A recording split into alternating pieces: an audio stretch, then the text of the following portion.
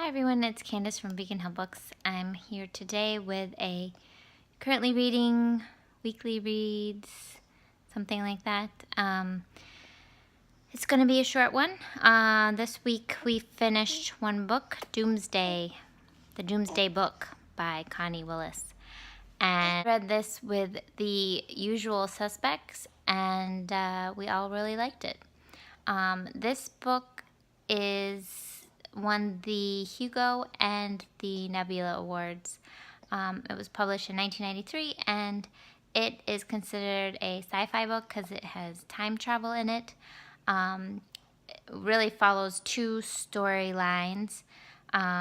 We start off in the future in 2054, and there's a group of historians have a lab and are discussing sending someone back to a certain time period that typically was off limits because the boss is gone. The new person in command decides it's okay to send this woman named Kivrin back. And what happens when you time travel is that there's usually slippage. And typically it's about 5 days. But this time it was a little farther off. And so they actually send her back during the Black Plague.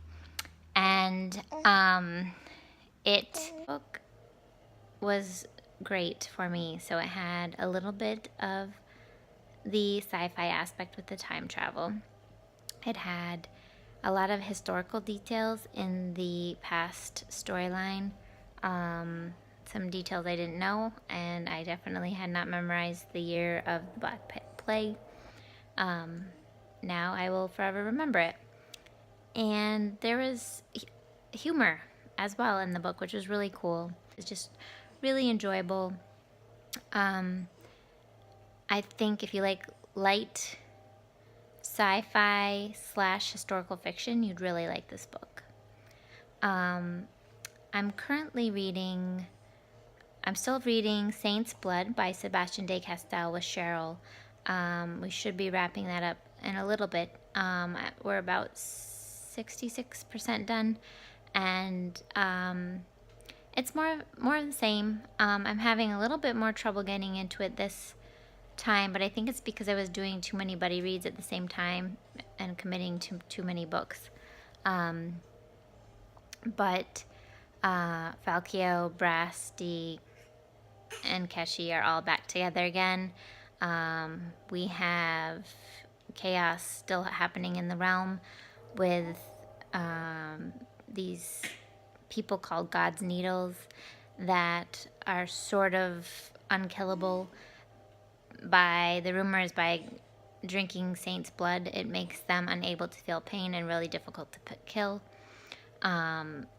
Valiana is helping Aileen rule the realm, but Greatcoats are having a hard time keeping their grips on order, and Falkio is having some romance problems with Athelia. So same cast of characters, and just enjoying that. So I started reading The King's Witch by Tracy Borman, which I enjoyed. The Private Lives of Tudor, fair enough, and the story sounded intriguing about historical fiction figure that I had not read a lot about. It's about Frances.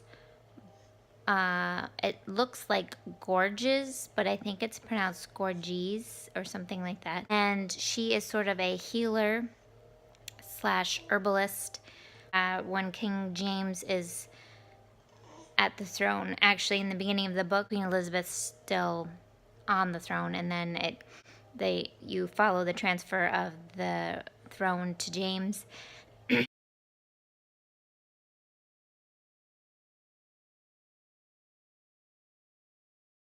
And